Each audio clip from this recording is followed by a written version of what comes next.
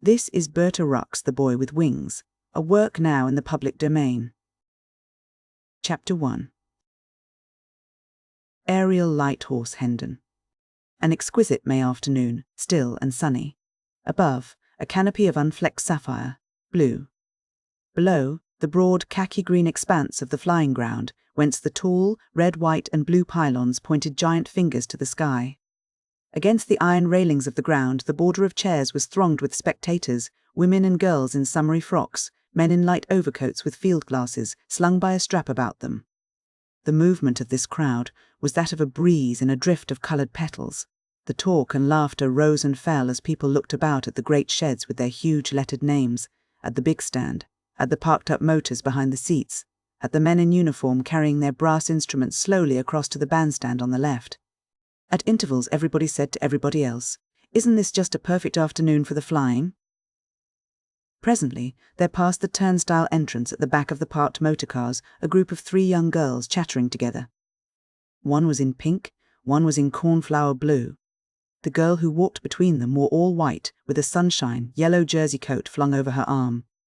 Crammed well down upon her head, she wore a shady white hat, bristling with a flight of white wings.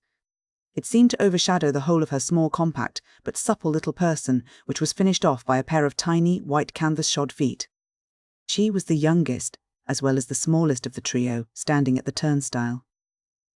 Observe her, if you please, then leave or follow her, for she is the girl of this story. "This is my show," she declared. Her softly modulated voice had a trace of Welsh accent as she added, "I'm paying for this, indeed." "No, you aren't then, Gwenna Williams," protested the girl in pink, whose accent was higher Cockney. "We were all to pay for ourselves. Yes, but wasn't it me that made you come into the half-crown places because I was so keen to see a flying machine close? I'll pay the difference then, if you must make a fuss." "We'll settle up at the office on Monday," said the girl who had been addressed as Gwenna Williams. With a girlish, self-conscious little gesture, she took half a sovereign out of her wash-leather glove and handed it to the tall, be-medallied commissionaire. "Come on now, girls," she said. "This is going to be lovely." And she led the way forward to that line of seats where there were just 3 green chairs vacant together. Laughing, chattering, gay with the ease of youth in its own company, the 3, squeezed rather close together by the press, sat down, Gwenna, the Welsh girl, in the middle. The broad brim of her hat brushed against the roses of the pink-clad girl's cheaper hat as Gwenna leaned forward. "Sorry, butcher," she said. She moved. This time one of the white wings caught a pin in the hat of the plump blonde in blue, who exclaimed resignedly, and in an accent that was neither of Wales nor of England, "Now come I also into this hat, business of candlestick maker. It is a bit of all right." "So sorry, Baker," apologized the girl in white again, putting up her hands to disengage the hat.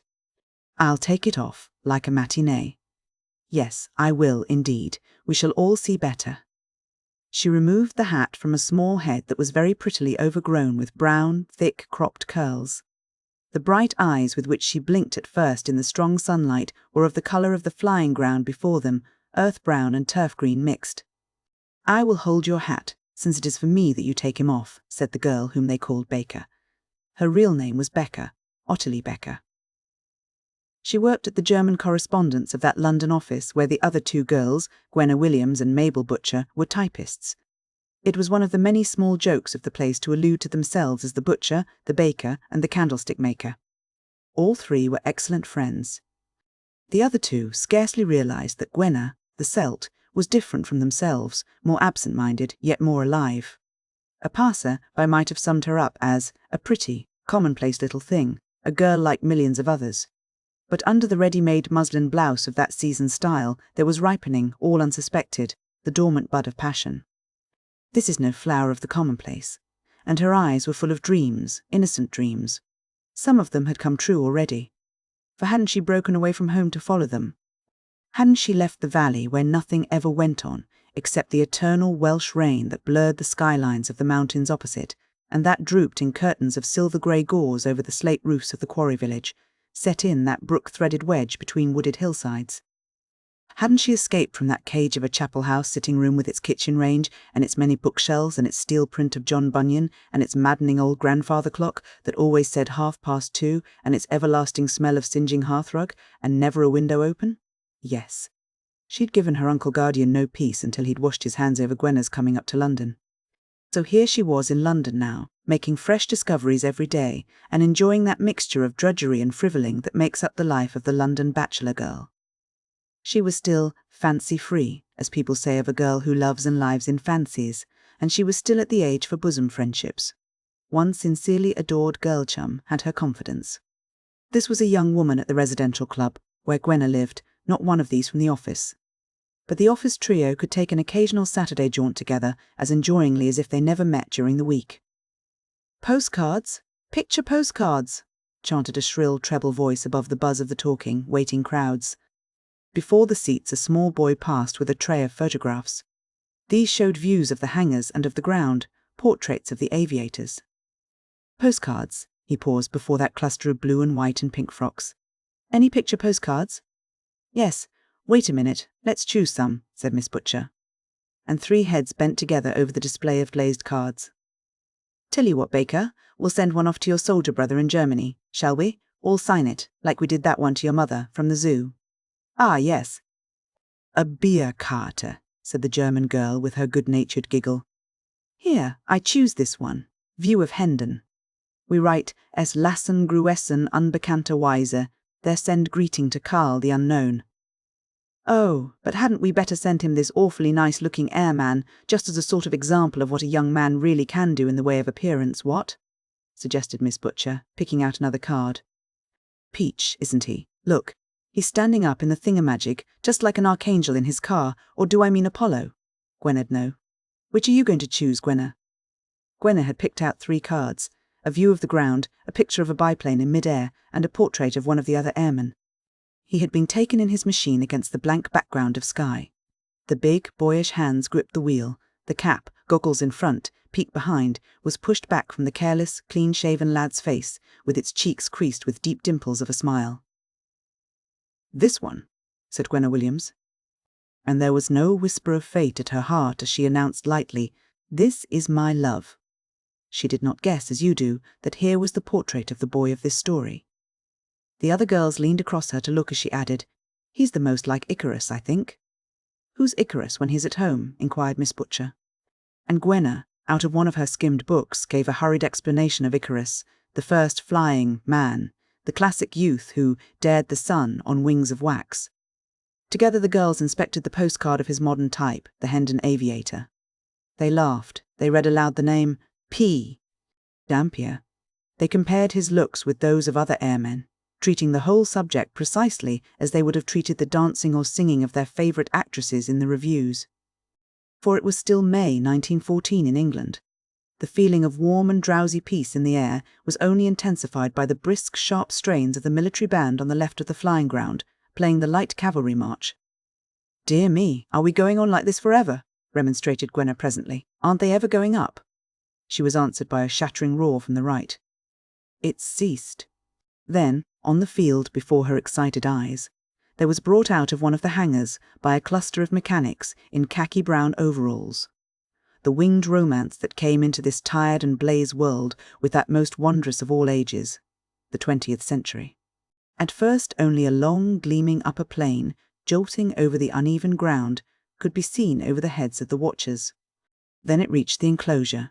For the first time in her life, Gwenna beheld a Maurice Farman biplane. And for the moment she was a little disappointed, for she had said it was going to be so lovely. She had expected what? Something that would look more like what it was, the new bird of man's making. Here the sunlight gleamed on the taut cambered wings, on the bamboo spars, the varnished blade of the motionless propeller, all shiny as a new toy shop. But the girl saw no grace in it. Its skids rested on the sunburnt grass like a couple of ski in the sketch photographs of winter sports. It had absurd little wheels too, looking as if, when it had finished skiing, the machine might take to roller skating. The whole thing seemed gaunt and cumbrous and clogged to the earth. Gwenna did not then know that, unlike Antaeus, this half-godlike creature only awoke to life and beauty when it felt the earth no more. Then, as she watched, a mechanic, the Daedalus who strapped on the wings for the Icarus, seized the propeller, which kicked thrice, rebelliously, and then, with another roar, dissolved into a circle of mist. Other brown figures were clinging to the underparts of the structure, holding it back. Gwenna did not see the signal to let go. All that she saw was the clumsy forward run of the thing as, like a swan that tries to clear its feet of the water, the biplane struggled to free itself from the drag of earth. Then, as the wonder happened, the untried and imaginative little Welsh country girl, watching, gave a gasp. Ah! The machine was fettered no longer. Suddenly, those absurd skids and wheels had become no more than the tiny feet that a seagull tucks away under itself, and like a gull the biplane rose. It soared, its engine shouting triumph as it sped. Gwenna's heart beat as tensely as that engine. Her eyes sparkled. What they saw was not now a machine, but the beauty of those curves it cut in the conquered air. It soared, it banked, it swayed gently as if on a keel. Swiftly circling, up and up it went, until it seemed to dwindle to something not even larger than the seagull it resembled. Then it was a flying fish, then a dragonfly wheeling in the blue immensity above.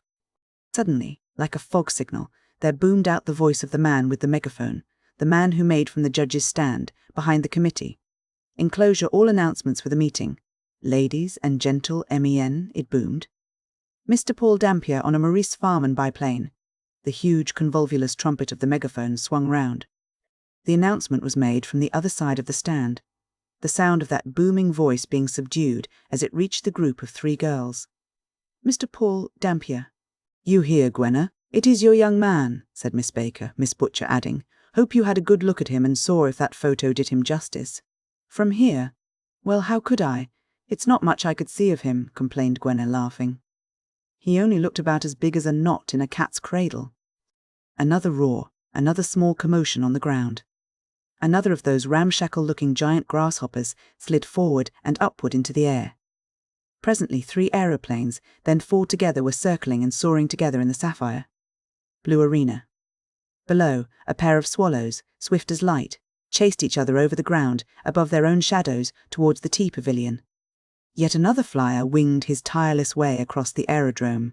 He was a droning bee, buzzing and hovering unheeded over a tuft of dusty white clover growing by the rails that were so closely thronged by human beings come to watch and wonder over man's still new miracle of flight. Oh, flying! Mustn't it be too glorious, sighed the Welsh girl, watching the aeroplane that was now scarcely larger than a winged bullet in the blue. Oh, wouldn't I love to go up? Wouldn't it be heaven? It's been heaven for several poor fellows lately, suggested the shrewd Cockney-voiced little Miss Butcher, grimly, from her right. What about that poor young, what's his name, fallen and killed on the spot at 21? I don't call him poor, declared Gwenna Williams softly. I should think there could be worse things happen to one than get killed, quickly, right in the middle of being so young and jolly and doing such things. Ah, look, that's it. See that? Murmured a voice near them. Flying upside down now, that first one. See him? And now Gwenna, at gaze, watched breathlessly the wonder that seemed already natural enough to the multitude, the swoop and curve, the loop and dash and recover of the biplane that seemed for the moment a winged white quill held in a hand unseen, writing its challenge on the blue wall of heaven itself. Again the megaphone boomed out through the still and soft June air. Ladies and genteel MEN, passenger flights from this aerodrome may now be booked at the office under this stand. 2 guineas, my dears, for the chance of breaking your necks, commented Miss Butcher. 3 guineas for a longer flight, I believe, that is, a better chance. Well, I bet that if I did happen to have 2 gleaming golden Jimmy Ogoblins to my name, I'd find something else to spend 'em on first. I also, agreed Miss Baker. Gwenna moved a little impatiently. She hadn't 2 guineas, either, to spend. She still owed a guinea now for that unjustifiable extravagance, that white hat with the wings. In spite of earning her own living, in spite of having a little money of her own, left her by her father who had owned shares in a Welsh quarry, she never had any guineas. But oh, if she had, wouldn't she go straight off to that stand and book for a passenger flight? While her covetous eyes were still on the biplane, her ears caught a stir of discussion that came from the motor nearest to the chairs. A lady was speaking in a softly dominant voice, the voice of a class that recognizes no overhearing save by its chosen friends. My dear woman, it's as safe as the tubes and the motor buses. These exhibition passenger flights aren't really flying, Cuckoo said. Didn't you, Cuckoo? A short, deep, masculine laugh sounded from behind the ladies, then a drawled, What are they then, what? Whore? Flip-flap White City, what? Men always pretend afterwards that they'd never said anything. Cuckoo told me that when these people mean business, they can fly millions of times higher and faster than we ever see them here. He said there wasn't the slightest reason why Muriel shouldn't, here.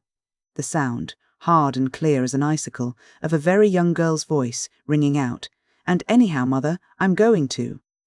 Glancing round, Gwenna saw a lanky girl younger than herself spring down from the big dove-grey car and stride, followed by a tall man wearing a top hat, to the booking office below the stand. This girl wore a long brown oilskin coat over her white sweater, and her short, admirably cut skirt, a brown chiffon veil tied over her head, showed the shape and the auburn gleam of it, without giving a hair to the breeze. Lovely to be those sort of people, sighed the enviously watching Gwenna, as other girls from the cars strolled into the enclosure with the notice Committee ONLY and seemed to be discussing, laying bets perhaps, about the impending race for machines carrying a lady passenger.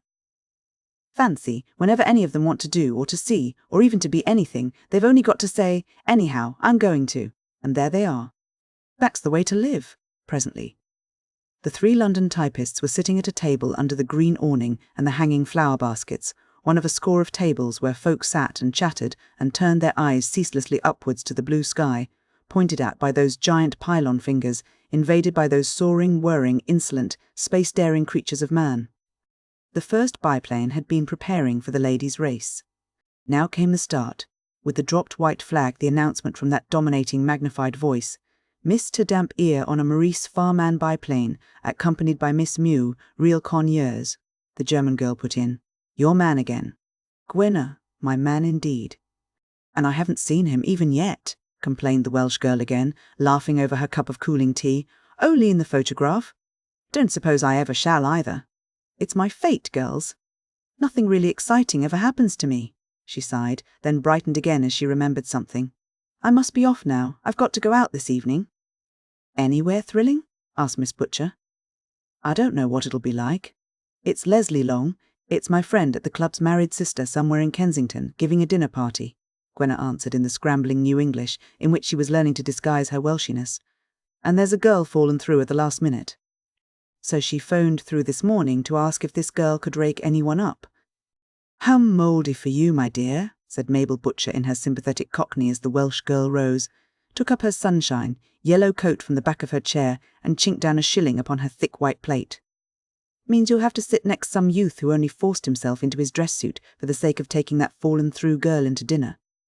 He'll be scowling fit to murder you, I expect, for being you and not her. I know their ways, never mind. Pinch a couple of liqueur. Chocolates off the table for me when the blighted being isn't looking, will you? And tell us what he's like on Monday, won't you?" "All right," promised the Welsh girl, smiling back at her friends. She threaded her way through the tables with the plates of coloured cakes, the brown teapots, the coarse white crockery. She passed behind that park of cars with that leisured, well-dressed, upward-gazing throng. She turned her back on the glimpse beyond them of the green field, where the brown-clad mechanics ran up towards the slowly downward-swooping biplane. As she reached the entrance, she caught again the announcement of that distant megaphone. "Ladies and gentlemen, passenger flights may now be booked." The band in the distance was playing the dashing tune of the Alanenrit. Gwenna Williams passed out of the gates beside the big poster of the aeroplane in full flight, carrying a girl passenger who waved a scarf. It was everywhere, that spring. So was the other notice. An afternoon in the country is always refreshing. Flying is always interesting to watch. In the dusty bit of lane mended by the wooden sleepers, a line of grass-green taxis was drawn up. Gwenna hesitated. Should she? Taxi all the way home to the ladies' residential club in Hampstead where she lived. 4 shillings, perhaps. Extravagance again. But it's not an everyday sort of day, Gwenna told herself as she hailed the taxi. This afternoon the flying. This evening a party with Leslie. Oh, and there was I saying to the other girls that nothing exciting ever happened to me. For even now every day of her life seemed to this enjoying Welsh ingenue packed with thrills. Thrills of anticipation, of amusement, sometimes of disappointment and embarrassment. But what did those matter? Supreme, through all there glowed the conviction of youth that, at any moment, something more exciting still might happen. It might be waiting to happen, waiting now, just round the corner. All young people know that feeling. And to many, it remains the most poignant pleasure that they are to know. That thought of the party tonight. That wonder, what may happen at it? Chapter 2. bosom chums. Through leafy side streets and little squares of Georgian houses, Gwenna's taxi took her to a newer road that sloped sharply from the heath at the top to the church and schools at the bottom. The taxi stopped at the glass porch of the large red brick building with the many casement windows, out of which some enterprising committee had formed the Ladies' Residential Club. It was a place where a mixed assembly of young women, governesses, art students, earnest suffrage workers, secretaries and so on, lived cheaply enough and with a good deal of fun and noise, of feud and good fellowship. The head of it was a clergyman's widow, and the sort of lady who is never to be seen otherwise than wearing a neat delaine blouse of the Edwardian era, a gold curb tie-pin, a hairnet and a disapproving glance. Gwenna passed this lady in the tessellated hall. She then almost collided with the object of the lady's most constant disapproval. This was a very tall, dark girl with an impish face, a figure boyishly slim.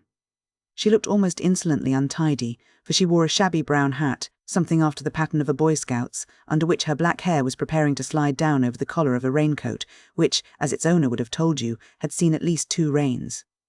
It was also covered with loose white hairs, after the fashion of garments whose wearers are continually with dogs. Gwenna caught joyously at the long arm in the crumpled sleeve. "Oh, Leslie!" she cried eagerly, for this was the bosom chum. "Ha, Taffy child, got back early for this orgy of ours?" "Good," exclaimed Leslie long in a clear, nonchalant voice. It was very much the same voice, Gwenna noticed now, as those people's at the flying ground who belonged to that easy, lordly world of which Gwenna knew nothing. Leslie, now, did seem to know something about it. Yet she was the hardest up girl in the whole club. She had been for a short time a Slade student, for a shorter time still a probationer at some hospital. Now all her days were given up to being paid companion to an old lady in Highgate who kept 17 toy poms. But her evenings remained her own.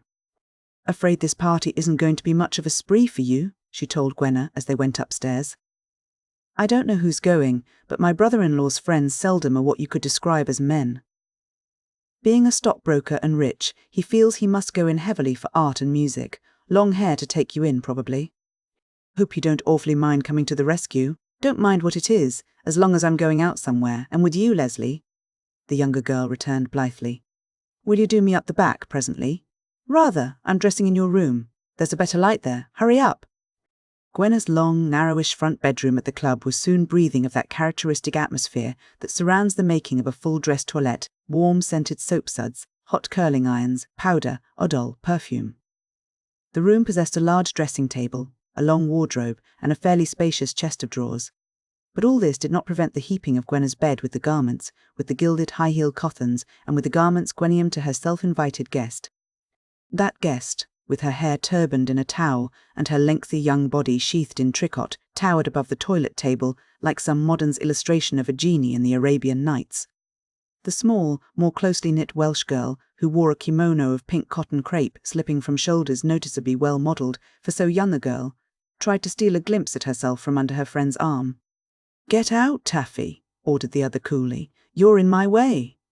"I like that," remonstrated Gwenna, laughing. "It's my glass, Leslie." But she was ready to give up her glass or any of her belongings to this freakish, tongued, kind-hearted, unconventional Leslie Long. Nearly everybody at the club, whether they were of the advanced suffrage party or the orthodox set, were shocked at her. Gwenna loved her. Leslie had taken a very homesick little Welsh exile under her wing from her first night at the club. Leslie had mothered her with introductions, loans, advice. Leslie had bestowed upon her that last favour which woman shows to sister, woman when she tells her at which shops to buy what. Leslie had, practically, dressed her. And it was thanks to this that Gwenna had all the freshness and bloom of the country girl, without any of the country girl's all-concealing frumpiness. Leslie talked an obligato to everything that Leslie did. "I must dress first. I need it more, because I'm so much plainer than you," said she. "But never mind, it won't take me more than half an hour to transform myself into a credit to my brother-in-law's table. I am a chrysoberyl, and 'tis night. The sometimes elvely girl, that's the type I belong to. I was told that, once, by one of the nicest boys who ever loved me. Once I get my hair done, I'll show you. In the meantime, you get well out of my way on the bed, Taffy, like a sweet little cherub that sits up aloft. And then I'll explain to you why romance is dead. Oh, shove that anywhere, on the floor, and what the matter is with us modern girls. Fact is, we're losing our femininity. We're losing the power, dear Miss Williams, to please men. She took up a jar of some white paste and smeared it in a scented mask above her features. As she did so, she did not for one moment cease to rattle. Men, that is, nice men, she gave out unctuously as she worked the paste with her palms over her Pierrot-like face, detest all this skin food and massage. It's pampering the person. No nice girl would think of it. As for this powder, to finish business, it's only another form of makeup. They always see through it. Hem, and they abhor anything that makes a nice girl, look in the least. The mocking voice was lowered at the word actressy. This is what I was told today, Taff dear, by my old lady I take the Poms and Pakes out for. I suppose she's never heard of any actress marrying. But she's a mine of information, always telling me where I've missed it, and how. Here, the tall girl reached for the silver shoehorn off Gwenna's dressing table, and proceeded to use it as the Greek youth used his strigil, stripping the warmed unguent from her face and neck. She went on talking while Gwenna, putting a gloss on her short curls with a brush in each hand, listened and laughed, and watched her from the bed with greeny-brown eyes full of an unreserved admiration. So far, Leslie Long's was the society in which Gwenna Williams most delighted. The younger, less sophisticated girl poured out upon her chum that affection which is not to be bribed or begged. It is not even to be found in any but a heart which is yet untouched, save in its dreams, by love. No charm about us modern girls, no mystery, enlarged Miss Long, no glamour. What is glamour? Is it a herb? State reasons for your answer. What nice men love to see in a girl is the being apart. Gem of information, number 63. Sweet, refined, modest, in every look and tone the gentlewoman. Not a mere slangy imitation of themselves. Chuck us that other towel. Not a creature who makes herself cheap, calls out, "Hi!" and waves to them from the top of omnibuses. Ah, no, my dear, the girl who'll laugh and lark with men on equal terms may seem popular with them in a way, but— here the voice was again lowered impressively— that's not the girl they marry. She's just very good fun, a good sort, a pal. She's treated just as they'd treat another young man. I'd watch it, which is the girl with whom they fall in love, though. The shrinking, clinging, feminine creature who is all wool, all woman, taffy. She, with enormous expression, is never left long without her mate. But, objected Gwenna doubtfully, this old lady of yours, wasn't married ever? Oh, never. Always lets you know that she has loved and lost. Whether that means killed at the Battle of Waterloo or merely didn't propose, I couldn't say. Poor old dear, she's rather lonely, in spite of the great cloud of Poms, said the old lady's paid daily companion, dropping the mockery for the moment, and I believe she's thankful to have even me to talk to and scold about the horrid, unsexed girl of today, our lack of everything, our clothes. Why, she, as a girl, would have sunk into the ground rather than be seen in, the kind of thing. Our general shapelessness. Well, of course, turning to meet that adoring glance from the little heroine worshipper on the bed, you never see a young woman nowadays with what you could call a figure.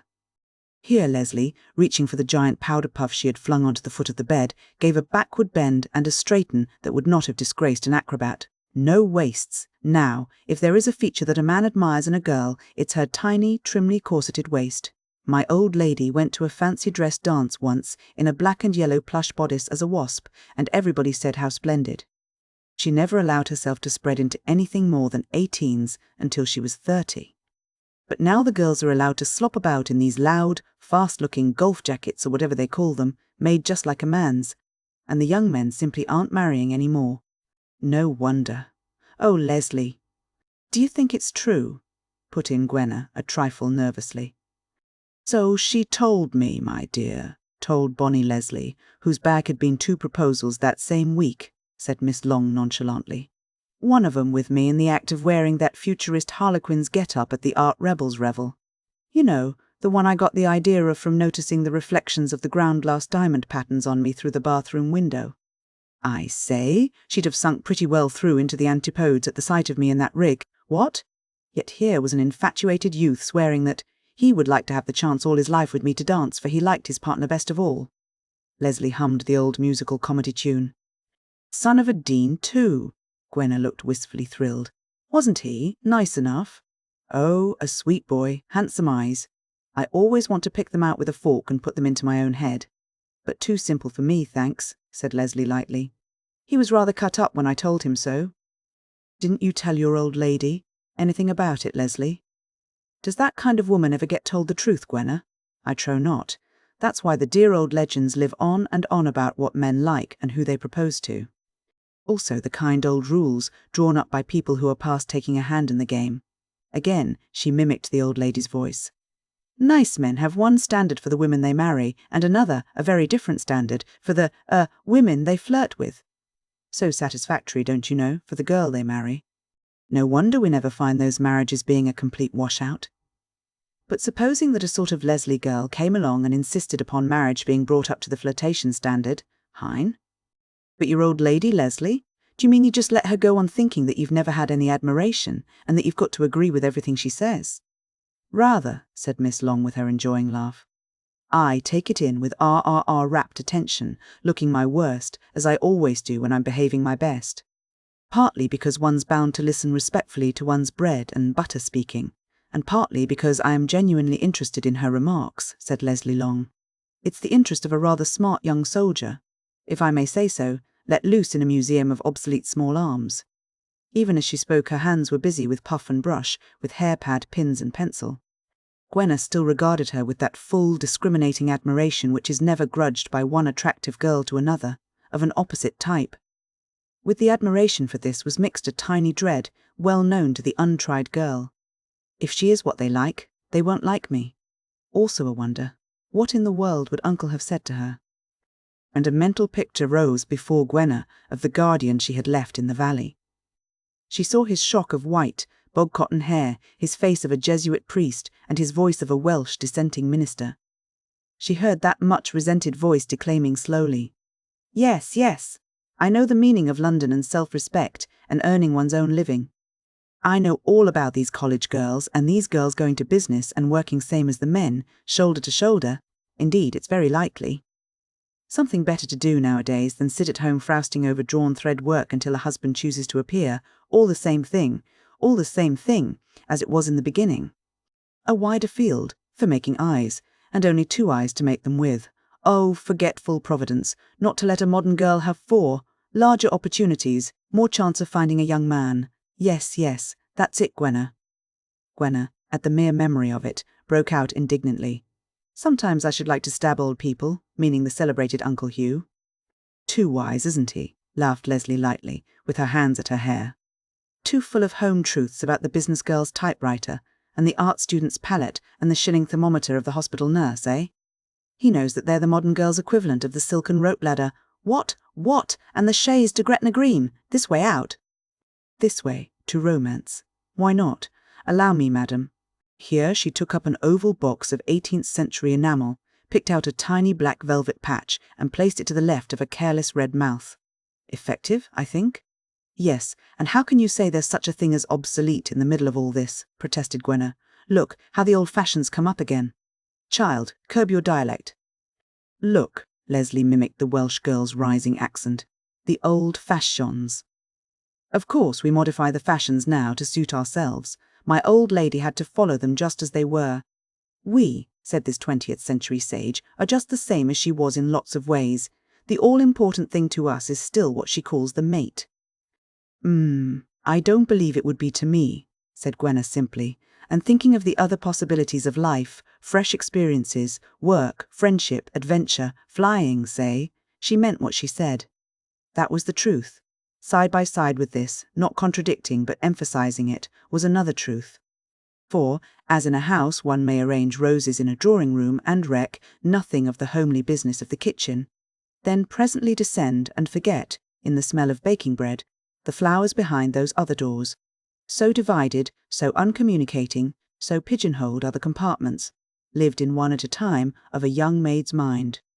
Clearer to Gwenna's inner eyes than the larch green and slate purple of her familiar valley had been the colours of a secret picture, herself in a pink summer frock, always a summer frock, regardless of time, season or place, being proposed to by a blonde youth with eyes as blue as lupins.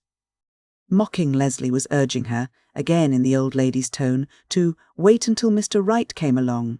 Jewelled phrase. Such an old-world fragrance about it, moth powder, I suppose.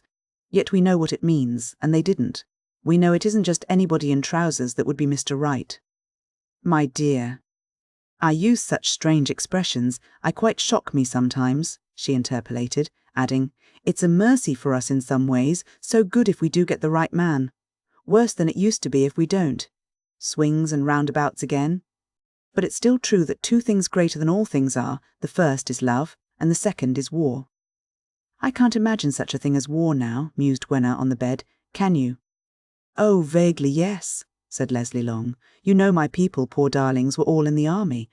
But the poisonously rich man my sister married says there'll never be any war again, except perhaps among a few dying-out savage races. He does so grudge every ha'penny to the Navy estimates, and he's quite violent about these useless standing armies. You know he's no sahib. His tongue is like a scarlet snake that dances to fantastic tunes. However, never mind him. I'm the central figure, which is to be my frock of fascination tonight. The White Hope? Or the Yellow Peril? You're wearing your white, taffy. Righto, then I'll put on this, decided the elder girl. She stepped into and drew up about her a moulding sheath of amber-coloured satin that clung to her limbs as a wave clings to a bather. Such was the fleeting fashion now defunct. There was a corolla of escoltia, yellow about the straight hips, a heavy golden girdle dangling. There. Now, how's the baked view? Demanded Leslie. She turned slowly, rising on her toes, lifting the glossy black head above a generous display of creamy shoulder blades, posing, laughing while Gwenna caught her breath. Leslie, and where did you get it? Passed off from an opulent cousin. What I should do if I didn't get a few clothes given me? I don't know. I should be sent back by the policeman at the corner, I suppose. One can't live at fancy dances at the Albert Hall, said Miss Long philosophically. Don't I look like a Rylett advertisement on the end page of Punch? Don't I vary? Would anybody think I was the same wispy ragbag you met in the hall? Nay. From slattern to showgirl, that's my gamut. But you, Taff, I've never seen you look really plain. It's partly your curls. You've got the sort of hair some boys have and all women envy. Come here now and let's arrange you. I've already been attending to your frock. The frock which Gwenna was to wear that evening at the dinner party was one which she had bought, without advice, out of an Oxford Street shop window during a summer sale. It was of satin of which the dead white gleam was softened by a misty overdress. So far, so good. But what of the heavy, expensive-looking garniture, sash, knots and what-nots of lurid colour, with which the French artist's conception had been brightened up in this English version? Ripped off, explained Leslie Long, firmly, as its owner gazed in horror at a mutilated gown. No cerise, it's a married colour, no mural decorations for you, Taffy, my child. Oh, what a power has white simplicity.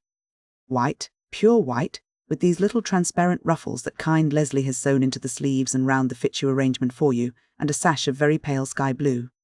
Shan't I look like a baby? Yes, the sweetest portrait of one, by Sir Joshua Reynolds. Oh, and I'd bought a cerise and diamante hair ornament, quite impos. A hair ornament? One of the housemaids will love it for her next tango tea in Camden Town. As for you, don't dare to touch your curls again. No, nor to put anything round your neck. Take away that bauble.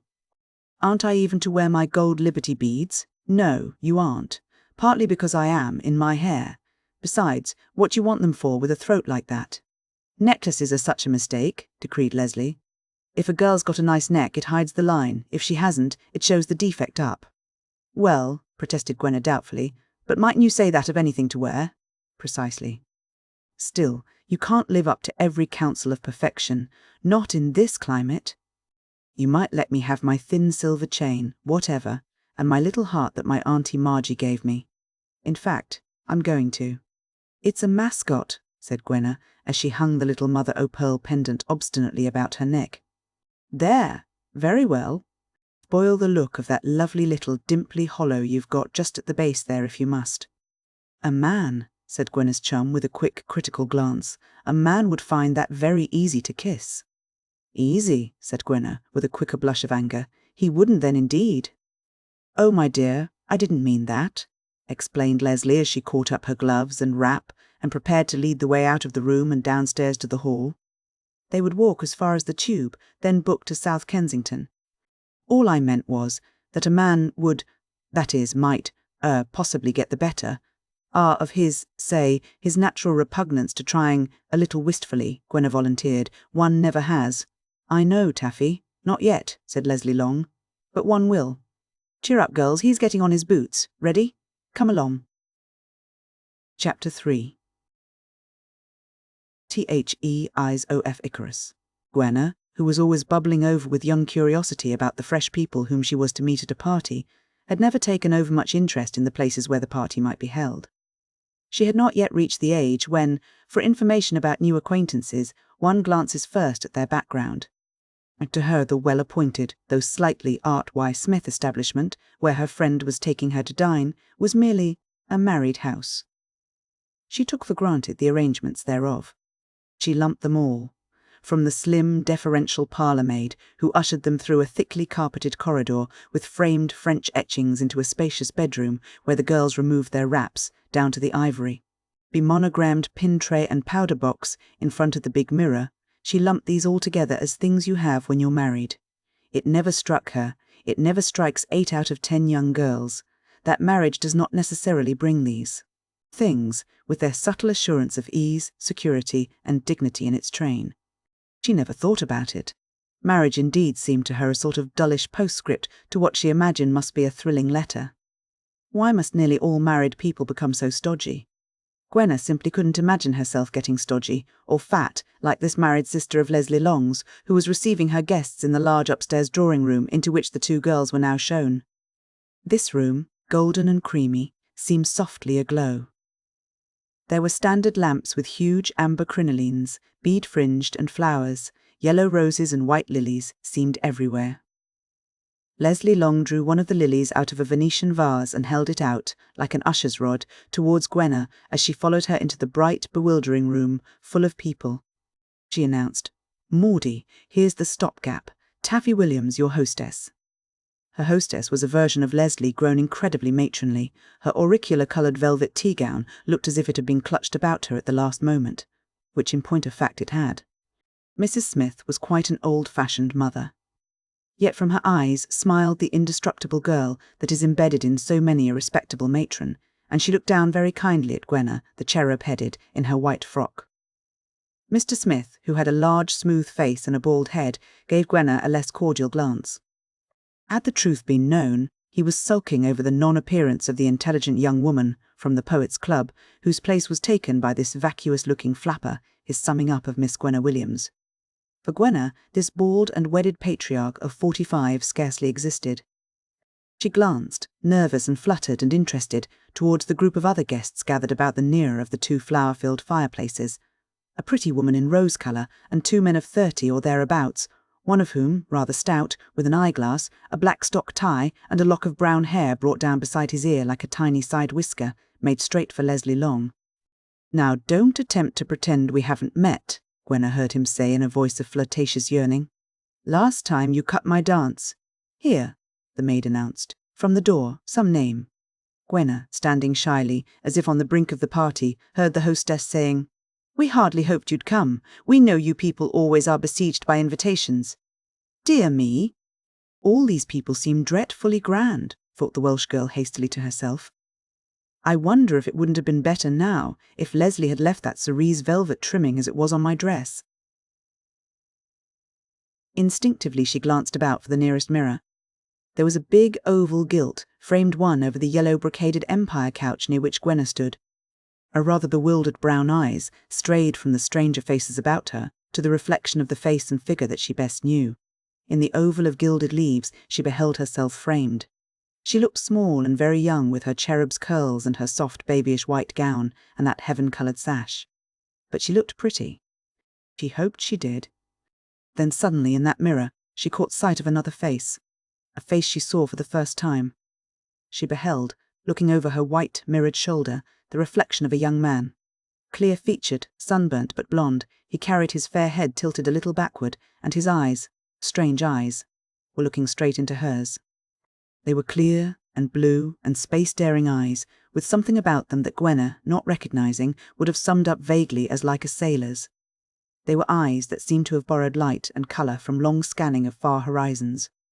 And now all that keenness of theirs was turned, like a searchlight, to gaze into the wondering, receptive glance of a girl. Who was this? Before Gwenna turned to face this stranger who had followed their hostess up to her, his gaze seemed to hold hers, as a hand might have held her own, for longer than a minute. Afterwards she told herself that it seemed not a minute, but an age before that first look was loosed, before she had turned round to her hostesses. "I want to introduce Mr." She did not catch the name. "He's nice," was the young girl's pristine and uncoloured first impression. Then she thought, "Oh, if it's this one who's going to take me in to dinner, I am glad." It was he who was to take her in. For Mr. Smith took the pretty lady whose name, as far as Gwenna was concerned, remained Mrs. Rose-colour. Her husband, a neutral-tinted being, went in with Mrs. Smith. The man with the side whisker, who, if he'd been thinner, certainly might have looked rather like the portrait of Chopin, laughed and chattered to Leslie as they went downstairs together. Gwenna, falling to the lot of the blue-eyed young man as a dinner partner, altered her mind about her gladness almost before she came to her third spoonful of clear soup. For it seemed as if this young man whose name she hadn't caught were not really nice after all. That is, of course, he wasn't not nice. But he seemed stupid, nothing in him, nothing to say, or else very absent-minded, which is just as bad as far as the other people at a party are concerned.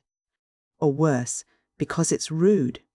Gwenna, taking in every detail of the pretty round table and the lights under the enormous parasol of a pink shade, approving the banked flowers, the silver, the glass, those delicious-looking chocolates in the filigree dishes, the tiny Steinlen kitten menu holders. Gwenna, dazed yet stimulated by the soft glitter in her eyes, the subdued buzz of talk in her ears, stole a glance at Leslie, who was looking her best and probably behaving her worst, and felt that every prospect was pleasing, except that of spending all this time beside that silent, stodgy young man. Perhaps he thinks it's me that's too silly to talk to. I knew Leslie'd made me look too young with this sash. Yes, indeed I look like some advertisement for baby's outfitting department, thought Gwenna, vexed. Or is it because he's the kind of young man that just sits and eats and never really sees or thinks about anything at all? Now, had she known it at the time, the thoughts of the blonde and blue-eyed youth beside her were, with certain modifications, something on these lines. Dash that stud, dash the thing. This pin's going into the back of my neck directly. I know it is. That beastly stud must have gone through a crack in the boards. I shall buy a bushel of 'em tomorrow. Why a man's such a fool as to depend upon one stud. I know this pin's going into the back of my neck when I'm not thinking about it. I shall squawk blue murder and terrify him into fits. What have we here? With a glance from those waking eyes at the menu. Good. Smiths always do themselves thundering well. Now, who are all these frocks? The pink un. That's a Mrs. Damsel in the bright yellow lampshade affair about 6 foot high, that old Hugo's giving the glad eye to. Old Hugo weighs about 1.5 stone too much, does himself a lot too well. Revolting sight. I wonder if I can work the blood. Is thicker than water touch on him for a $5 afterwards. This little girl I've got to talk to, this little thing with the neck and the curly hair. Pretty. Very pretty. Knocks the shine out of the others. I know if I turn my head to speak to her, though, that dashed pin will cut adrift and run into the back of my neck. Dash that stud. Here goes, though. And, stiffly and cautiously moving his head in a piece with his shoulders, he turned, remarking at last to Gwenna, in a voice that, though deep-toned and boyish, was almost womanishly gentle, "You don't live in town, I suppose?" The girl from that remote Welsh valley straightened her back a little. "Yes, I do live in town indeed," she returned a trifle defensively.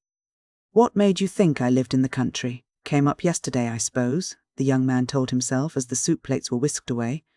Gwenna suspected a twinkle in those unusual blue eyes as he said next, "Haven't you lived in Wales, though?" "Well, yes, I have," admitted Gwenna Williams in her soft, quaint accent. "But how did you know?" "Oh, I guessed. I've stayed there myself. Fishing, one time and another," her neighbour told her. "Used to go down to a farmhouse there, sort of place that's all slate slabs and china dogs and light cakes for tea, ages ago with my cousin. That cousin," and he gave a little jerk of his fair head towards the black-stocked Trelawney-whiskered young man who was engrossed with Miss Long. "We used to. Ah, dash!" he broke off suddenly and violently. "It's gone down my back now." Gwenna, startled, gazed upon this stranger who was so good to look at and so extremely odd to listen to. Gone down his back? She simply could not help asking, "What has?" "That pin," he answered ruefully. Then he tilted back his fair head and smiled, with deep dimples creasing his sunburnt cheeks and a flash of even white showing between his care, free, strongly modelled lips. And hereupon Gwenna realised that after all she'd been right. He was nice. He began to laugh outright, adding, "You must think me an absolute lunatic. I'd better tell you what it's all about." He took a mouthful of sole and told her, "Fact is, I lost my collar stud when I was dressing, the stud for the back of my collar, and I had to fasten my collar down at the last minute with a pin. It's been getting on my nerves. Has, really. I've been waiting for it to run into the back of my neck." So that was why he seemed so absent-minded, thought Gwenna, feeling quite disproportionately glad and amused over this trifle. She said, "I thought you turned as if you'd got a stiff neck. I thought you'd been sitting in a draught." He made another puzzling remark. "Draught, by Jove," he laughed. "It's always fairly draughty where I have to sit." He went on again to mourn over his collar. "Worse than before now," he said. "It's going to hitch up to the back of my head, and I shall have to keep whittling my shoulder blades about as if I'd got Stane Vitus's dance." Gwenna felt she would have liked to have taken a tiny safety pin that there was hidden away under her sky-blue sash and to have given it to him to fasten that collar securely and without danger of pricking. Leslie, she knew, would have done that. She, Gwenna, would have been too shy with a perfect stranger. Only, now that he'd broken the ice with that collar stud, so to speak, she couldn't feel as if this keen-eyed, deep-voiced young man were any longer quite a stranger. In her own dialect he seemed, now, so homely, like, and over the next course he was talking to her about home, about the places where he'd fished in Wales. There was one topping little trout stream, he told her in that deep and gentle voice. Bubbly as soda water, green and clear as bottle glass. Awfully jolly pools under the shade of the branches. You look right down and it's all speckly at the bottom, with brown and grey stones and slates and things under the green water. It's like—" He was looking straight at her, and suddenly he stopped. He had caught her eyes, full, as he had caught them before dinner in that mirror. Now that he was so close to them, he saw that they were clear and browny green, with speckles of slate colour. They were not unlike those pools themselves, by Jove. Almost as if he had been fishing for something out of those depths, he still looked down, hard into them. He forgot that he had stopped talking. And then, under his own eyes, he saw the little thing begin to colour up, blushing from that sturdy white throat of hers to the brow where those thick brown cherub's curls began to grow. He looked away hastily he said, It had a pretty name, that stream, quite a pronounceable Welsh name, for once, the Dewless." "Oh dear me, do you know the Dewless?" cried Gwenna Williams in delight, forgetting that she had just been feeling acutely conscious and shy under the fixed stare of a pair of searching blue eyes. "Why, it's not very far from there, that's my home." They went on talking, about places. Unconsciously they were leading the whole table after them. The jerkiness went out of sentences. The pitch of the talk rose. It was all a buzz to Gwenna, but when, at the joint, her neighbour turned at last to answer a comment of the rose-coloured lady on his other hand, she amused herself by seeking to find out what all the others were talking about. "I like some of his things very much. Now, his watercolours at the—" This was Mr. Smith holding forth about pictures. "There appeared to be a good deal of it. Ending up with, and I know for a fact that he only got 200 guineas for that. 200. Incredible. It certainly did seem to Gwenna an incredible amount of money for a picture, a thing you just hang on a wall and forgot all about. 200 guineas. What couldn't she, Gwenna, do with that? Travel all over the place for a year, go flying every week at Hendon. What an experience, what a change it's made in the whole of English thought." The pretty rose-coloured lady was saying earnestly, "We can never be the same again now. It set us, as a nation, such an entirely new and higher standard." This was very solemn, Gwenna thought. What was it about? "I can't imagine now how we can have existed for so long without that point of view," went on Mrs. Rosecolour. "As I say, the first time I ever saw the Russian ballet." The Russian ballet? Ah, Gwenna had been with Leslie to see that. She had thought herself in a fairyland of dazzling colour and of movement as wonderful as that of the flying biplanes. It had been a magic world of enchanted creatures that seemed half bird, half flower, who whirled and leaped, light as blown flame, to strangest music. Gwenna had been dazed with delight, but she could not have talked about it as these people talked. Mr. Rosecolour, Mr. Smith, and Leslie's whiskered young man were all joining in together now. "You won't deny that a trace of the morbid, but that hint of savagery is really the attraction," Mr. Smith explained rather pompously. "We over-civilized peoples, who know no savagery in modern life, who have done with that aspect of evolution, I suppose we welcome something so elemental, primitive, brutal," suggested Mrs. Rosecolour appreciatively. "And that infinitude of gesture," murmured the whiskered man, eating asparagus. "Yes, but Isadora—" Ah, but Karsavina, you must admit that Nijinsky is ultra-romantic. Define romance. Geltzer, Scheherazade. Utterly bewildered by the strange words of the language spoken by half London in early summer, 1914. The young girl from the wilds sought a glimpse of her friend's black-swathed head and vivid, impish face above the banked flowers of the table centre. Did Leslie know all these words? Was she talking? She was laughing flippantly enough, speaking as nonchalantly. Yes, I'm going to the next Chelsea Arts Ball in that all-mauve rig he wears in the Spectre de la Rose. I am. Watch the effect. Oh, Hades, the ladies, they'll leave their wooden huts.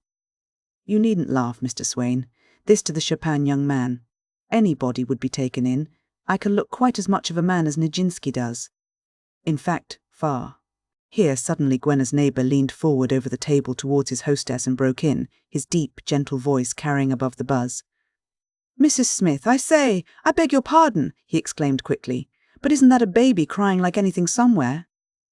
This remark of the young man's, and that which followed it, surprised and puzzled Gwenna even more than his curious remark about draughts. Who was he? What sort of a young man was this who always sat in draughts and who could catch the sound of a baby's cry when even its own mother hadn't heard it through the thick portiere, the doors, the walls, and that high-pitched buzz of conversation round about the table? For Mrs. Smith had fled from the table with a murmured word of apology and had presently returned just as the ornate fruit and jelly mould was being handed round, and Gwenna heard her saying to Mrs. Rosecolour, "Yes, it was. He's off again now. He simply won't go down for nurse. I always have to rush." Gwenna turned to her companion, whose collar was now well up over the back of his neck. Wondering, she said to him, "Fancy your hearing that through all this other noise." "Ah, one gets pretty quick at listening to and placing noises," he told her, helping himself to the jelly and shrugging his shoulders and that collar at the same time. "It's being accustomed to notice any squeak that oughtn't to be there, you know, in the engines. One gets to hear the tiniest sound through anything." Gwenna, more puzzled than before, turned from that delectable pudding on her plate to this strangely interesting young man beside her. She said, "Are you an engineer?" "I used to be," he said. "A mechanic, you know, in the shops, before I got to be a pilot." A pilot? She wondered if he thought it rude of her, if it bothered him to be asked questions about himself like this by just a girl. And still she couldn't help asking yet another question. She said, "Are you a sailor then?" "Me?" he said, as if surprised. "Oh, no." And then, quite simply, and as if it were nothing, he made what was to Gwenna an epic announcement. "I'm an airman," he said. She gasped. He went on. "Belong to a firm that sends me flying, taking up passengers at Hendon, that sort of thing." "An airman, are you?"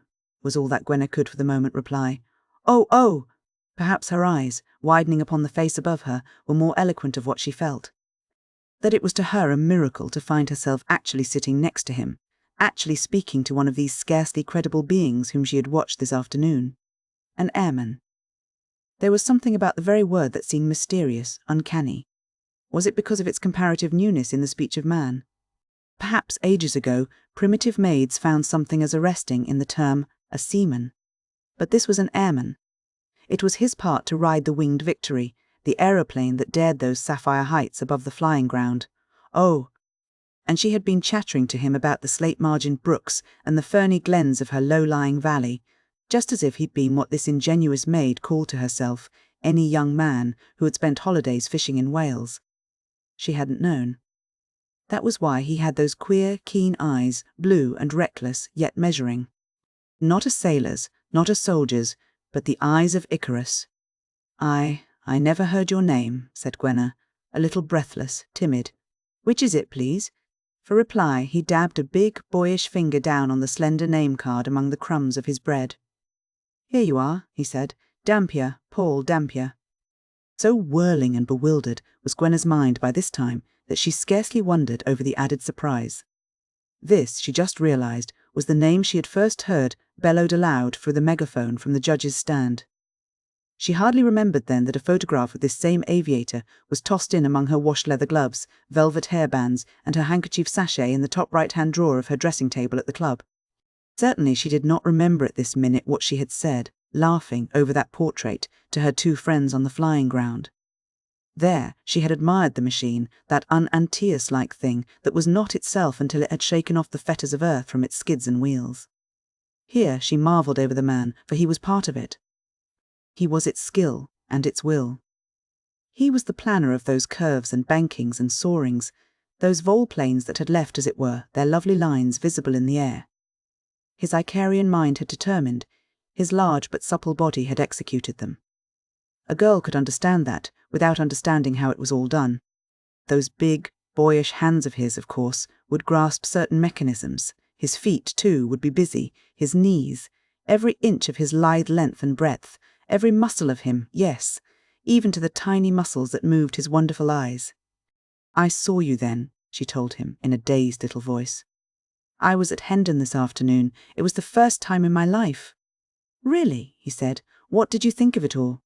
"Oh, splendid," she said ardently, though vaguely. How she longed to be able to talk quickly and easily to anybody as Leslie could. How stupid he, the airman, must think her. A little shakily she forced herself to go on. "I did think it so wonderful, but I can't explain, like, ever. I never can." But perhaps again she was explaining better than she knew, with that small, eager face raised to his. "Oh," she begged, "do tell me about it." He laughed. "Tell you what, isn't much to tell."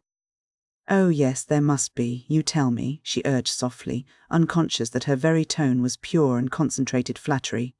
"Do."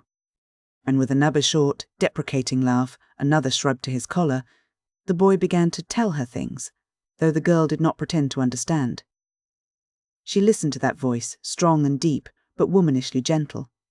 She forgot that by rights she ought to pay some attention to her neighbour, the imitation Chopin. She listened to this other. Words like controls, pockets, yawing, went in at one of the ears under her brown curls and out at the other, leaving nothing but a quivering atmosphere of the wonderfulness of it all. Presently she saw those hands of his, big, sensitive, clever, arranging forks and spoons upon the sheeny tablecloth before her. "Imagine that's your machine," he said. "Now you see there are 3 possible movements. This, he tilted a dessert knife from side to side, and this, he dipped it, and this, which is yawing, you understand?" "No," she confessed with the quickest little gesture. "I couldn't understand those sort of things. I shouldn't want to. What I really want to know is, well, about it, like." "About what? About flying?" He laughed outright again. "But that is flying." She shook her head. "No, not what I mean. That's all. Machinery." She pronounced the word machinery with something almost like disdain. He looked at her as if puzzled. "Sorry you aren't interested in machinery," he said quite reprovingly, "because, you know, that's just what I'm interested in. I'm up to my eyes in it just now, pretty well every minute that I can spare. In fact, I've got a machine, only the drawings for it, of course, but do you mean you've invented one?" "Oh, I don't know about invent. Call it an improvement. It should be about as different from the lumbering concern you saw me go up in today as that's different from, say, from one of those old Cambrian railway steam engines," he declared exultantly.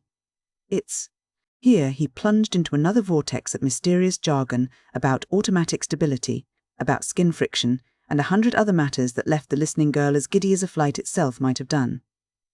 What she did understand from all this was that here, after all, in the machine, must be the secret of all the magic.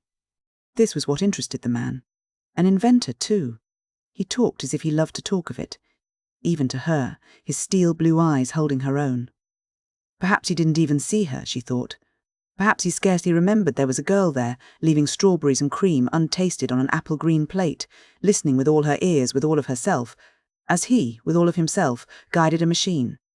Ah, he talked of a just-invented machine as in the same tone Gwenna had heard young mothers talk of their newborn babies. This was what he lived for. "Yes," concluded the enthusiast with a long sigh, "if I could get that completed, and upon the market." "Well," Gwenna took up softly, ignorant, but following his every change of tone. "Why can't you? Why not?" "For the usual reason that people who are keen to get things done can't do 'em," the boy said ruefully, watching that responsive shadow cloud her face as he told her. "It's a question of the dashed money." "Oh," said the girl more softly still. "I see. So he too, even he knew what it was to find that fettering want of guineas clog a soaring impulse. What a shame, she thought. He thought, as many another young man with a subject has thought of some rapt and girlish listener, that the little thing was jolly intelligent, for a girl, more so than you were supposed to expect of such a pretty face. Pretty? Come to look at her, she was quite lovely. made that baggage in the yellow dress and the misses in the pink look like a couple of half-artificial florist's blooms by the side of a lily of the valley, freshly plucked from some country garden, sappy and sturdy and sweet. And her skin was like the bit of mother-of-pearl she was wearing as a heart-shaped locket. Quite suddenly he said to her, "Look here." "Should you care to go up?" Gwenna gasped. The whole room, the bright table and the chattering guests seemed now to whirl about her in a circle of shiny mist, as that aeroplane propeller had whirled. Care to go up? Care? Would she? Would she not? Oh, she began. But this throbbing moment was the moment chosen by her hostess to glance smilingly at Mrs. Rosecolour and to rise, marshalling the women from the room. Chapter 4. THSONGOFAL, TH's ages. Now isn't life extraordinary? Thought Gwenna Williams, incoherently in the drawing-room, as she sat on the yellow Empire sofa under the mirror, holding a tiny coffee cup and answering the small talk of kindly Mrs. Smith. Fancy, before this afternoon I'd never seen any flying. And now on the very same evening I'm asked to go flying myself. Me! Just like that girl who was with him in the race. I wonder, is she a great friend of his? I wonder when he'll take me. Will he come and settle about it? Oh, I do hope so, before we all have to go away. But there was no chance of settling this for some time after the door opened to a little commotion of bass laughter, a trail of cigar scent, and the entrance of the man. Mrs. Rosecolour, with some coquettish remark that Gwenna didn't catch, summoned the tall airman to the yellow brocaded pouf at her feet. Her husband crossed over to Gwenna, who suddenly discovered that she hated him, and began talking Welsh folk songs. Whereupon Hugo Swain, fondling his Chopin curl, asked Leslie, who towered above him near the piano, if she were going to sing. "I'm in such a mood," he told her, "to listen to something rawly and entirely modern." "You shall then," agreed Miss Long, suddenly demure. "Do you know the, Schism Macabres, those deliciously perverse little things of weed kinds?" They'd been quite well translated. "Righto, my dear." In answer to a nervous glance from her sister, "I'll only sing the primer verses. The music is by that wonderful new Hungarian person, Schambok." A tall golden figure reflected itself in the ebony mirror of the piano as Leslie, with a malicious gleam in the tail of her eye, sat down. "I shan't sing for him, all the same," she thought. "I shall sing for Taffy and that air boy. I bet I can hit on something that they'll both like." Yes. And she struck the first chords of her accompaniment. And what was it, this crudely modern song that Leslie had chosen for the sake of the two youngest people present at that party? There is a quintet of banjo players and harpists who are sometimes on at the Coliseum in London, but who are more often touring our colonies from Cape Town to Salter, Sask. And wherever they may go, it seems, they bring down the house with that same song. For, to the hearts of exiled and homesick and middle-aged toilers, that simple tune means England, home and beauty still. They waltzed to it long ago in the 19th century. They turned over for some pretty girl who practiced it. So, when they hear it, they encore it still, with a lump in their throats. It was the last verse of this song that drifted in Leslie's deep contralto across this more enlightened drawing-room audience of 1914. Softly the crooning, simply phrased melody stole out. "Even today we hear love's song of yore. Low in our hearts it rings for evermore. Footsteps may falter, weary grow the way, still we can hear it at the close of day. And it's at least as pleasant as any of their beastly artistic music," thought Leslie, rebelliously, as she sang, "still to the end, chord, while life's dim shadows fall, love will be found the sweetest song of all." She ended in a ripple of arpeggios, triumphantly, for she had glanced at the two youngest people in the room. Little Gwenna's eyes were full of the facile tears of her race, and the Dampier boy's face was grave with enjoyment. Alas, for the musical taste of these two. They had liked the old song. The enlightened others were puzzled for a moment. "What was that thing?" Mr. Swain explained languidly. "Priceless old ditty entitled Love's Old Sweet Song. A favourite of the dear late Queen's, long before any of US were thought of. Miss Long has been trying to pull our legs with it." "Oh, Leslie dear, you are so amusing always," said Mrs. Rosecolour, turning with her little superior smile to the singer. "But won't you sing something really?" Leslie's quick black eyes caught a glance of half-conscious, half-inarticulate sympathy that was passing between the youngest girl in the room and the man who had taken her in to dinner. It was as if they'd said, together, "I wish she'd sing again. I wish she'd sing something like that again." They were alone in their wish. For now, Mrs. Smith sat down and played something very long, and still what Gwenna longed to happen did not happen. In spite of that glance of sympathy just now, it did not happen. The airman, sitting there on that brocaded poof, his long legs stretched out over the soft putty-coloured carpet, did not come up to her to speak again of that so miraculously proffered flight in his aeroplane. He went on being talked to by Mrs. Rosecolour, and when that pretty lady and her husband rose to go, the young girl in her corner had a very blank and tense moment, for she heard those people offer to take Mr. Dampier with them and drop him at his rooms. Oh, that would mean that she, Gwenna, wouldn't have another word with him. He'd go, and his invitation had been unanswered. Care to go up? He'd said, and Gwenna hadn't even had time to tell him yes. Ah, it would have been too good to be true. Very likely he'd forgotten what he'd said at dinner. He hadn't meant it. He'd thought she'd meant no. He was going now, but no. To her unspeakable relief, she heard his deep, "Thanks awfully, but I'm going on with Hugo presently." Taking him to meet some people at the Aero Club. Now, just imagine that, thought the country girl.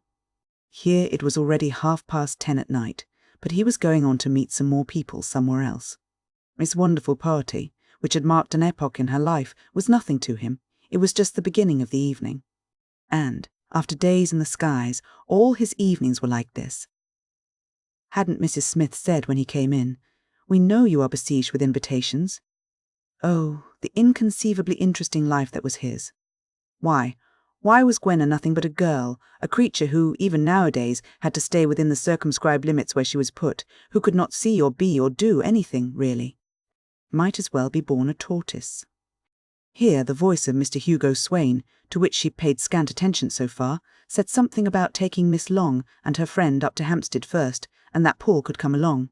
Gwenna, enraptured, discovered that this meant in his, Mr. Swain's, car. The four of them were to motor up to her and Leslie's club together. All that lovely long drive, but though lovely, that journey back to Hampstead, speeding through the broad, uncrowded streets that the lights showed smooth and polished as a ballroom floor, with the giant shadows of plane tree leaves a dance upon the pavement, that journey was unbelievably, relentlessly short. Mr. Swain seemed to tear along. He was driving with Leslie, gay and talkative and teasing, beside him in front. The younger girl sat behind with his cousin. The airman was hatless, and he wore a light, loose overcoat, of which the big sleeve brushed the black satin of Gwenna's wrap. "Warm enough?" he asked, gently, and, as carefully as if she'd been some old invalid, she thought, he tucked a rug about her. Eagerly Gwenna longed for him to return to that absorbing question he'd put to her at the dinner table. But there seemed scarcely time to say a single word before, with a jarring of brakes, the car drew up in the slanting road before the big square block of the club. The arc lights blazed into the depths of the tall chestnut trees beside the street, while the four young people stood for a moment clustered together on the asphalt walk before the glass porch. All over now, thought Gwenna, with quite a ridiculously sharp little pang as good nights and goodbyes were said. Oh, wasn't he going to say anything else? About the flying? She couldn't. He was holding her hand for good night, while Mr. Swain still laughed with Leslie. "Look here," the airman said abruptly. "About that flying?" "Yes." "Oh, yes," Gwenna returned in a breathless little flurry. There mustn't be any mistake about what she wished. She looked up into his holding eyes once more and said quiveringly, "I would so love it." "You would. Right," he said, and seemed to have forgotten that they had shaken hands and that he had not yet loosed her fingers from his large and hearty grip. He shook hands again. "Then I'll come round and fix it up." And the next instant, it seemed, he was whirled away from her again, this stranger who had dropped into the middle of her life, as it were, from the skies which were his hunting ground. There was the noise of a retreating car droning down the hill, not unlike the receding drone of a biplane in full flight, then the grating of a key in the lock of the club door. Gwenna sighed. Then she went upstairs, humming softly, without knowing what the tune was, Leslie's song, "Once in the Dear Dead Days Beyond Recall." Leslie followed her into her room where she turned up the gas. "I'll undo you, Taffy, shall I? Enjoyed yourself rather after all, didn't you?" said the elder girl, adding quickly, "What's the matter?" For Gwenna, before the glass, stood with a dismayed look upon her face. Her hand was up to her round white throat, touching the dimpled hollow where there rested no longer, that mother-of-pearl pendant. "It's gone," she exclaimed ruefully. What has, child? What have you dropped? Gwenna, still with her hand at her throat, explained, I've lost my heart. Chapter 5. The Workaday World. The day after the dinner party was spent by Gwenna, metaphorically at least, in the clouds. By her vivid daydreams she was carried off, as Ganymede was carried by the eagle, sky high. She felt the rush of keen air on her face. She saw the khaki-green flying ground beneath her, with the clustered onlookers, as small as ants. And, thus she imagined it, she heard that megaphone announcement, Ladies and Gentlemen, MENE, Mr. Paul Dampier, on a Maurice Farman biplane accompanied by Miss Williams, with the sound of it dying down, faintly, below her. Then, in her musing mind, she went over and over what had already happened. Those throbbing moments when her new friend had said, Look here, would you care to come up? And then, I'll come up here and fix it, would he? Oh, when would he? It was of course hardly to be thought that this flying man, besieged with invitations as he was, would come to ratify his offer on Sunday, the very day after he'd made it. Too much to expect. Therefore, that Sunday, Gwenna Williams refused to go out, even on the heath for the shortest loitering stroll. Leslie Long, with an indescribable look that the younger girl did not catch, went out without her. Gwenna stayed on the green bench in the small leafy garden at the back of the club, reading and listening for the sound of the bell at the front door, or for the summons to the telephone. None came, of course. Also, of course, no note to make an appointment to go flying appeared at that long, crowded breakfast table of the club on Monday morning for Miss Gwenna Williams. That, too, she could hardly have expected. Quite possibly he'd forgotten that the appointment had ever been made. A young man of that sort had got so many things to think about. So many people to make appointments with. So many other girls to take up. I wonder if he's promised to go up again soon with that girl called Muriel, she thought. Sure to know millions of girls. And it was in a very chastened mood of reaction that Gwenna Williams, typist, now dressed in the business girl's uniform of serge costume, light blouse and small hat, left her club that morning. She walked down the sunny morning road to the stopping place of the motor omnibuses and got onto a big scarlet 24 bus bound for Charing Cross and her day's work. The place where she worked was a huge new building in process of construction on the south side of the embankment near Westminster Bridge. Above the slowly sliding tides of the river, with its barges and boats, there towered several courses of granite blocks, clean as a freshly split kernel. In contrast to them were the half-demolished, dingy shells of houses on either side, where the varied squares of wallpaper and the rusting, floorless fireplaces showed where one room had ended and the next begun. The scaffolding rose above the new pile like a mighty web. Above this, again, the enormous triangular lattice rose so high that it seemed like a length of ironwork lace stretched out on 2 crochet needles against the blue-grey and hot vault of the London sky. As she passed the entrance, Gwenna's eyes rose to this lattice. It looks almost as high up in the air as one could fly in that biplane, she thought. Oh, to be right up, looking down on everything, with the blue beneath one instead of only above. She crossed the big yard, which was already vocal with the noises of chipping and hammering, the trampling and the voices of men. 2 of them. The genial young electrician called Grant and the Yorkshire foreman who was a regular father to his gang nodded good morning to the youngest typist as she passed. She walked quickly past the stacks of new timber and the gantries and travelling cranes. Plenty of machinery here. It ought to please Mr. Dampier, since he'd said that was what he was interested in. One great square of the hewn granite was swinging in mid-air from a crane as she left the hot sunlight and noise outside and entered the door of the square, corrugated iron building that held the office where she worked. To reach it, she had to pass through the clerk of the works offices, with long drawing benches with brass-handled drawers beneath, full of plans and elevations. These details seemed mysteriously, tantalizingly incomprehensible and yet irritating to Gwenna's feminine mind. She was imaginative enough to realize that all these details, these man's things, from the T-squares on the benches to the immense iron safe in the corner, seemed to put her, Gwenna, in her place. She was merely another detail in the big whole of man's work that was going on here. The place made her feel tiny, unimportant. She went on to the light and airy room, smelling of new wood and tracing paper, the extension of the clerk, of the works office that she shared with her 2 colleagues. In the centre of this room there was a large square table with a telephone book, various other books of reference, and a shallow wicker basket for letters. Besides this, there were the typing tables for each of the 3 girl clerks. Gwenna's and Miss Baker's were side by side.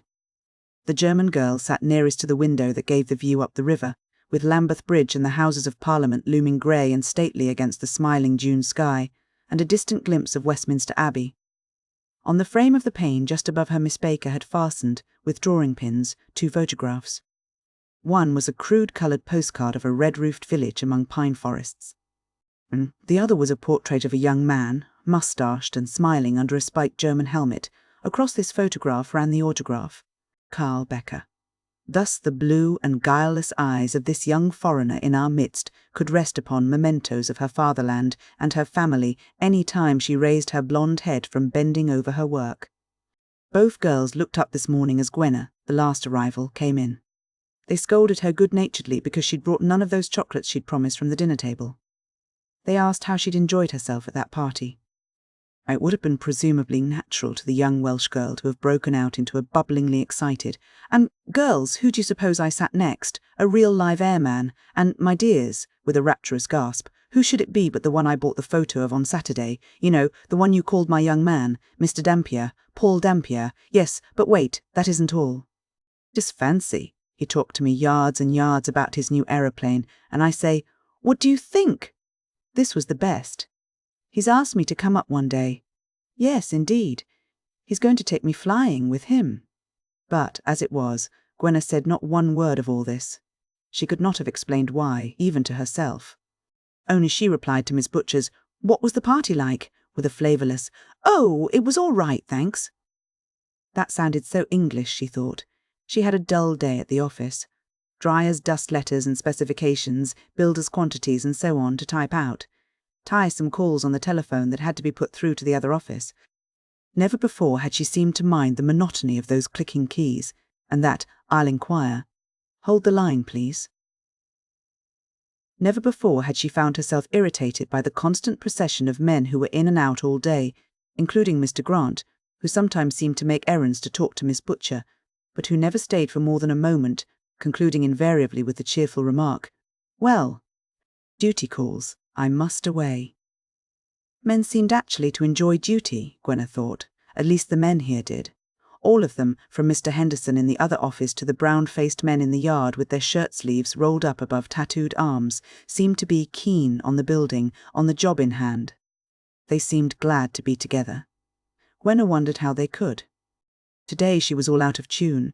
She was quite cross when, for the second time, Albert, the 17-year-old Cockney office boy, bustled in, stamping a little louder than was strictly necessary on the echoing boards. He rubbed his hands together importantly, demanding in a voice that began in a bass roar and ended in a treble squeak, "Those specifications, miss." "Quick, too, or you'll hear about it." "Goodness me, what an ugly way you London boys do have of talking," retorted the Welsh girl pettishly. "Sut, chach and accent." The rebuked Albert only snorted with laughter as he took her sheaf of papers. And looking back over his shoulder at the pretty typist perched on the edge of the centre table to refill her fountain pen, he added in his breaking treble, "Don't you sit on that table, miss. Sittin' on the table's s'posed to mean you want to be kissed, and it looks so bad. Don't it, Miss Butcher?" "There's other ways of getting off than that, isn't there? Outside," snapped Miss Butcher, blushing, as the boy stumped away. Gwenna sighed angrily and longed for lunchtime so that she could get out. At 1 o'clock, an hour after the buzzer had sounded for the midday meal of the yard, men, the other 2 girls in the office, would not even come out for a breath of air. They had brought fruit and cake. They made bovril, with a kettle of hot water begged from the fatherly foreman, and lunched where they'd sat all the morning. Miss Butcher, munching, was deep in a library book lent to her by the young electrician. Miss Baker counted stitches in a new pattern for a crochet, work cante, or length of fine thread insertion. It was not unlike the pattern of the iron trellis above the scaffolding that tapered black against the sky, man's fancy work.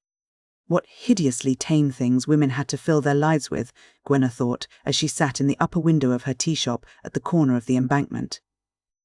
She watched the luncheon-time crowd walking over Westminster Bridge. So many of these people were business girls, just like herself, and the butcher and the baker. Would anything more amusing ever happen to them, or to her? But that German girl, Gwenna thought, would stare to hear her work called hideous or tame. It was her greatest interest. Already, she'd told Gwenna, her bottom drawer at her boarding house was crammed with long, rolled-up crochet work strips of white or creamy lace. There were also her piles of tray cloths, petticoat flounces and chemise, tops all hand-embroidered and bemonogrammed by Miss Baker herself. She was not engaged to be married, but, as she'd artlessly said, something a young girl can have always ready. Daydreams in crochet. I'd rather never fall in love than have it all spoilt by mixing it up with such a lot of sewing and cookery that it wouldn't get disentangled, thought the dreamy, impatient Gwenna. She returned to find the German girl measuring her crochet lace against her arm and crying, "Since Saturday I have made till there." Then Miss Baker turned to her German version of an English trade firm's letter. Miss Butcher unfastened another packet of stationery. Miss Williams fetched a number of envelopes from the inner office to be addressed. Would the afternoon never come to an end? Chapter 6. The invitation. At last 6 o'clock found her, released from the day's work and back at her club. But still there was no envelope addressed to Miss Gwenna Williams stuck up in the criss-cross tapes of the green baize-covered letterboard in the hall. She went upstairs rather slowly to take off her hat. On the landing, the voice of Leslie Long called to her from the bathroom. "Come in here, Taffy. I'm washing blouses. I want to tell you some news." Gwenna entered the steamy bathroom to find her chum's tall figure bent in two over the bath and up to its bare elbows in suds of Lux. "I say, child, you know your locket that you lost at my sister's?" announced Leslie. "It's all right. It's been found." "Has it?" said Gwenna, not very enthusiastically. "Did I leave it in Mrs. Smith's room?"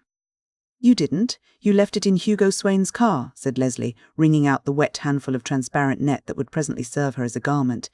"That young man came up about half an hour ago to tell you." "Mr. Swain did? How kind of him." "Yes, wasn't it? But not of Mr. Swain," said Leslie, ringing. "It was. Just let out the water and turn me on some fresh hot, will you?" "It was the other one that came, the aviator boy." "What?" cried Gwenna sharply. "Mr. Dampier? Yes, your birdman. He came up here, in full plumage and song. Nice grey suit, rather old, brown boots awfully well cleaned. By himself, blue tie, very expensive Burlington Arcade one, lifted from his cousin Hugo, I bet," enlarged Leslie, spreading the blouse out over the white china edge of the bath. "I met him at the gate just as I got back from my old lady's. He asked for my friend, meaning you. Hadn't grasped your name. He came in for 10 minutes. But he couldn't wait, Taffy, so—" Here, straightening herself, Leslie suddenly stopped. She stopped at the sight of the small, blankly dismayed face with which her chum had been listening to this chatter. And Gwenna, standing aghast against the frosted glass panes of the bathroom door, pronounced, in her softest, most agitated Welsh accent, an everyday maid's tragedy in just 6 words, "He came." "When I was out. He was awfully sorry," but Gwenna, seeming not to hear her friend, broke out. "He said he'd come and settle about taking me flying, and there was I thinking he'd forgotten all about it, and then he did come after all, and I wasn't here. Oh, Leslie." Leslie, sitting on the edge of the bath, gave her a glance that was serious and whimsical, rueful and tender, all at once. "Yes, you can't understand," mourned Gwenna, "but I did so want to go up in an aeroplane for once in my life. I'd set my heart on it, Leslie, ever since he said about it. It's only now I see how badly I wanted it," explained the younger girl, flushed with emotion and relapsing into her Welshiest accent, as do all the Welsh in their moments of stress. "And now I shan't get another chance. I know I shan't." And such was the impetus of her grief that Leslie could hardly get her to listen to the rest of the news that should be balm for this wound of disappointment, namely, that Mr. Dampier was going to make an appointment with both girls to come and have tea with him at his rooms, either on Saturday or Sunday. "He'll write to you," concluded Leslie Long, "and let you know which. I said we'd go either day, Taffy." Gwenna, caught up into delight again from the lowest depths of disappointment, could hardly trust herself to speak. Surely Leslie must think her a most awful baby, nearly crying because she'd had an outing postponed. So the young girl, laughing a little shakily, put up quite a plucky fight to treat it all as quite a trifle. Even the next morning at breakfast she took it quite casually that there was a note upon her plate stamped with the address of the Aero Club. She even waited a moment before she opened it and read in a handwriting as small as if it had been traced by a crow quill, "Monday night. Dear Miss Williams, will you and Miss Long come to tea with me at my place about 4:30 on Sunday? I find I shall not have to go to Hendon on that day. I'll come and call for you if I may. Yours sincerely, P. Dampier." At last, thought Gwenna to herself, rather breathlessly, as she put the note back into the envelope. "Now he'll settle about when I'm to go flying with him. Oh, I do hope there's nothing going to get in the way of that. Chapter 7.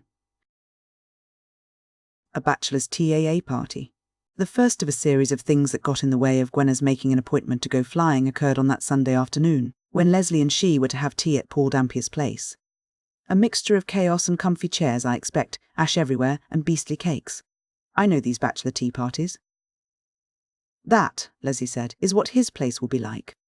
Gwenna, as usual, hadn't wasted any thoughts over this. She had been too full of what their host himself would say and do about the flying. She was all ready, in the white dress, the white hat with the wings, half an hour after Sunday, midday dinner at the ladies' club.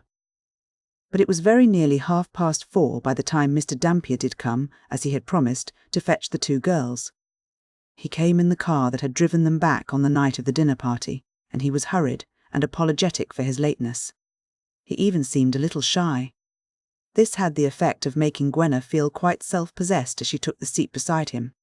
I hate sitting by the driver, really. Makes me so nervous, Leslie had declared, and inquired whether he borrowed his cousin's car any time he had visitors. Well, but Hugo's got everything, he told her with a twinkle, so I always borrow anything of his that I can collar. Studs, too? Asked Gwenna quickly. Oh, come, I didn't think it of you. What a pun, he retorted. She coloured a little, shy again, hurt. But he turned his head to look at her, confided to her. It was on the chest of drawers all the time. And, as the car whizzed westwards, they laughed together. That dinner-table incident of the collar, or collared, Stud brought, for the second time, a sudden homely glow of friendly feeling between this boy and girl.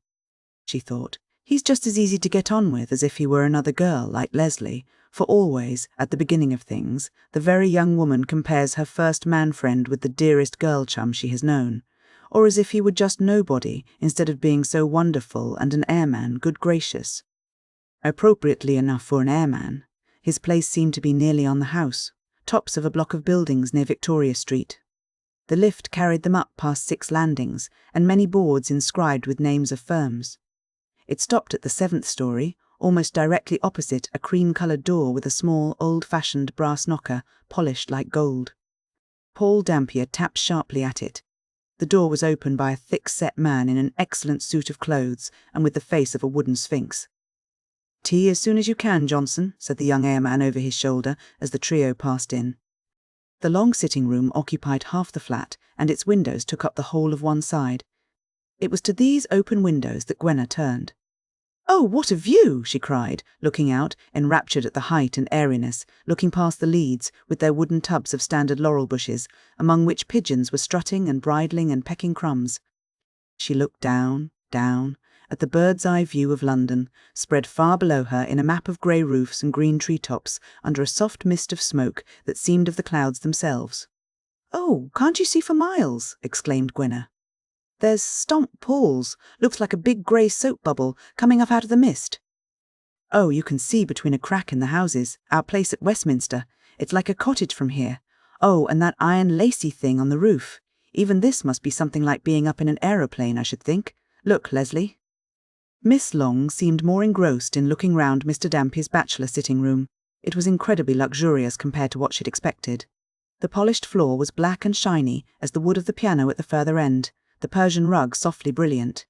In the middle of the Adams mantelpiece simpered an exquisite Chelsea shepherdess. To the left and right of her there stood squat toys in ivory, old slender-stalked champagne glasses holding sweet peas. And upon the leaf-brown walls were decorations that seemed complacently to draw attention to the Catholic taste of their owner. A rare 18th-century print of Tom Jones upon his knees, asking forgiveness of his Sophia, hung just above a futurist's grimace in paint, and there was a frieze of ultra-modern French fashion designs, framed in passe-partout, from the Bon Ton. What a surprising number of pictures you have, Mr. Dampier," said Leslie, mildly. "Hasn't he, Taffy?" Gwenna, turning at last from the window, realised dimly that this sophisticated room did seem somehow out of keeping as an eyrie for this eagle. The view outside, yes. But these armchairs, and she wouldn't have thought that he would have bothered to have things pretty, like this. "And what a lot of books you've got," she said. For the wall opposite to the windows was taken up by bookshelves, set under a trophy of swords of out-of-date patterns, and arranged with some thought. The top shelves held volumes of verse and of plays, from Beaumont and Fletcher to Galsworthy.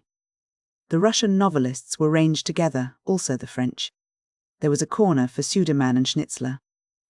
A shelf further down came all the English moderns, and below that all the yellow books, a long blue line of all the English reviews, from the beginning, a stack of the New Age, and a lurid pink-covered copy of Blast. Before Gwenna could wonder further over these possessions of this young man, more incongruous possessions were brought in by the sphinx-faced manservant: a tea-table of beaten copper, a peasant-embroidered cloth, a tea-service of old coal-port, with a silver spirit kettle, with an iced cake, with toast, and wafer, bread and butter and cress sandwiches, and Parisian petits fours that all seemed, as the young girl put it simply to herself, so unlike him. Her chum had already guessed the meaning of it all. The Dampier boy's rooms, his library and ornaments. Ah, no, he'd never read one of all those books there. Not he. And these were not the type of things he'd buy, even if he'd had the money to throw away, thought Leslie. It was no surprise to that young woman when the legitimate owner of this lavishly appointed garçonnier made his sudden appearance in the middle of tea. The click of a latchkey outside. 2 masculine voices in the hall. Then the door was thrown open. I walked in a foreign-looking young man with bright dark eyes and a small moustache, followed by Mr. Hugo Swain, attired in a Victorian mode that, as Leslie put it afterwards, cried "Horse, horse," where there was no horse. His tall bowler was dove-grey, his black stock allowed a 1/4 inch of white collar to appear, below his striking waistcoat dangled a bunch of seals and a fob. This costume Leslie recognised as a revival of the Beggarstaff touch. Gwenna wondered why this young man seemed always to be in fancy dress. Leslie could have told her that Mr. Swain's laziness and vanity had led him to abandon himself on the coast of Bohemia, where he had not been born. His father had been quite a distinguished soldier in Egypt. His father's son took things more easily at the Grafton Gallery and the Café Royal and artists' clubs. He neither painted, wrote, nor composed, but his life was set largely among flatterers who did these things after a fashion. He came in saying, "Now this is where I live when I'm—" He broke off with a start at the sight of the party within. The girls turned to him with surprised and smiling greeting. Paul Dampier, fixing him with those blue eyes, remarked composedly, "Hullo, my dear chap, have some tea, won't you? I'll ring for Johnson to bring in 2 more cups." "That will be very nice," said Hugo Swain, rising to the occasion with all the more grace because he was backed up by a tiny understanding glance from Miss Long. And he introduced his young Frenchman by a name that made Leslie exclaim, "Why, you are that post-impressionist painter, aren't you?" "Not I, mademoiselle." "But my brother," returned Hugo's French friend, slowly and very politely.